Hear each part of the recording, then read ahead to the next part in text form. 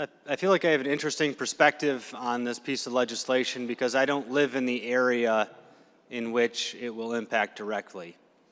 It will impact my district indirectly because, for better or worse, how Southeast Michigan does affects the entire state. It's just the nature of our state.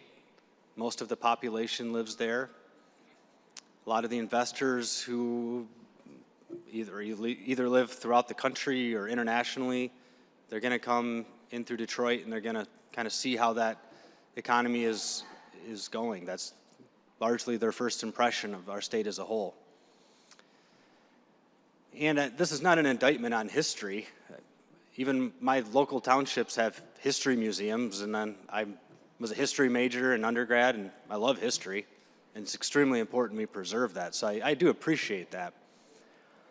But when I look at this legislation, it's not how it's going to affect Oakland and Macomb and how that they're going to be, you tilt the scales, they're going to be disproportionately impacted more than in Wayne County. I always kind of see this, I don't want to say divide, but this tension between these different counties. And what I see with this legislation is it's actually going to hurt all of them. There's not winners and losers, there's just losers. A wise man once said, "Have you ever heard of anybody taxing themselves into prosperity?" I think that applies right here. The gentleman who said that came up with what was called the Laffer curve. And it showed empirically that if you overtax a population, it causes negative growth outcomes for that region as a whole. And I think that's what's happening here. I remember when I was appropriations chair, I had a meeting with the mayor of Detroit, and I prepared what I wanted to talk about when I went there. And I did some research, and I had talked to some members from the area, and we got to talk about property taxes. And I was curious, and I started looking at the cities within Wayne County and what their property tax rates. I was astounded. I think the city of Detroit's roughly 90 mills, maybe more than 90 mills. I think the city of Inkster, I can't remember which city it was over 100 mills. And then I started digging into what are they paying mills on? I couldn't believe it. I think the city of Grand Rapids is like 65 mills. I mean, this is expensive. And I drew the conclusion that if you look in the city of Detroit, they have a corporate income tax. I believe it's the only city in the state that has a corporate income tax.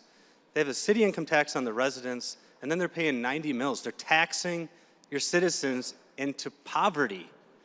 And if you lowered the tax rate, it would increase economic growth, which would lift everybody in the area, and it would lift everybody in the state. And I just look at this, and it's just, for me, this represents a misguided step in what our priorities should be. I love history. And I think there are a lot of people in our state who would donate through philanthropic means to achieve whatever history goals you guys want to try to preserve in this area. But I just really, again, from what I started with, I have an interesting perspective here because I don't live in that region. So sometimes when you're looking from across, you can see things from a different perspective. And I look here, and all I could think about is that same refrain.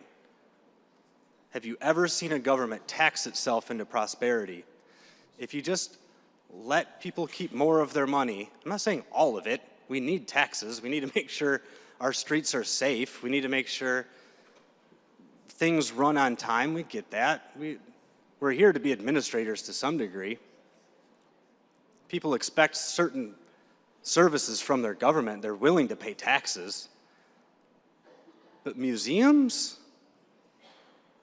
That's where you start drawing the line of, okay, maybe we're starting to tax philanthropic things where we should have the citizens come up and preserve these initiatives on their own. So for this reason, I am a no. Thank you, Madam President.